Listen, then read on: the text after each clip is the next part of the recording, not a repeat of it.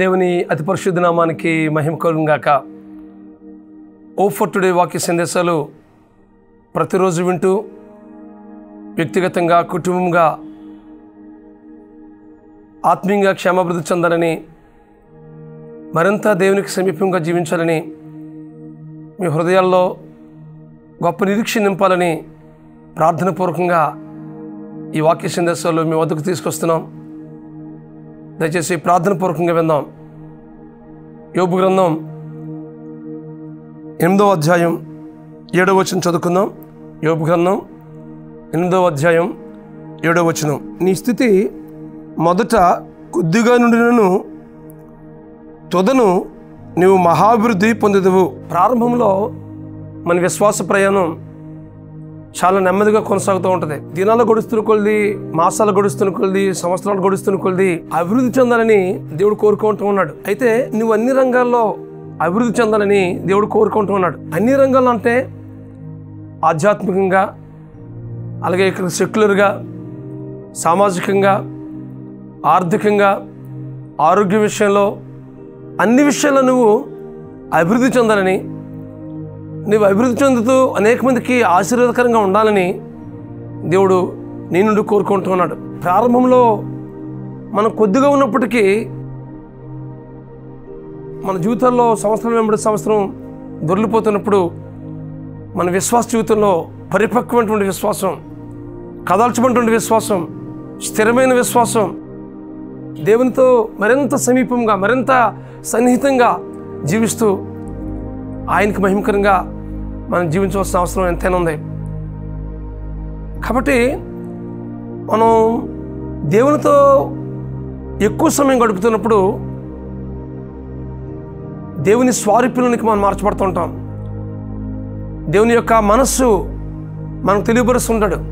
రాబోయే కాలంలో మన అలాంటి కార్యాలు తలపెట్టాలో వాటన్నింటినీ తెలియజేస్తాడు. చదువుకు మహాభివృద్ధి నొందుదువు అని అంటున్నాడు కదా. మన జీవితంలో దేవుడు ఎప్పుడు ఏం కోరుకుంటాడంటే, ఏ స్థితిలో ఉన్నావో ఆ స్థితిలో ఉండడానికి ఎంతమాత్రం వీల్లేదు. ఆ స్థితి నుండి నువ్వు లేపబడి, బలపడి, దినదినము అభివృద్ధి చెందాలని నీ నుండి నా నుండి కోరుకుంటున్నాడు. మన నుండి దేవుడు కోరుకునేది ఏంటంటే అభివృద్ధి చెందాలని. మనం అభివృద్ధి చెందితే దేవుడు మన జీవితం ద్వారా మహింపరచబడతాడు. సోమరులుగా, ఏమీ చేతకాని వారుగా ఉండడానికి ఎంతమాత్రం ఇష్టం లేదు దేవునికి. చురుకైన వారుగా, ప్రోత్సాహకరంగా, అన్ని విషయాల్లో కూడా మనం అభివృద్ధి చెందుతూ, అన్ని రంగాల్లో కూడా మనం ఎదుగుతూ ఉంటే దేవుడు నీ జీవితం ద్వారా, నా జీవితం ద్వారా దేవుడు మహింపరచబడతాడు. దేవుడు మన నుంచి అది ఆశిస్తున్నాడు. ప్రారంభం కన్నా ప్రస్తుతం ఏ స్థితిలో నువ్వు ఉన్నావో అది దేవుడు కోరుకుంటున్నాడు. దావీదు చూడండి, దావీదు తన బాల్యంలో గొర్రెలు కాపరిగా ఉన్నాడు. ఎంతో దేవునికి మహిమకరంగా జీవించాడు.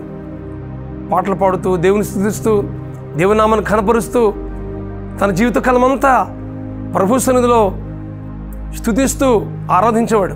ఎక్కడో గొర్రెలు కాసుకుంటున్న ఆ గొర్రెల్ని అక్కడ ఉంచి ఆ చెట్టు వద్ద కూర్చొని సితారా వాయిస్తూ దేవుని మహింపరిచేవాడు. అలాంటి గొర్రెల దొడ్లో ఉన్న దావీదుని ఇశ్రాయేలు రాజుగా దేవుడు అభివృద్ధి చెందించాడు.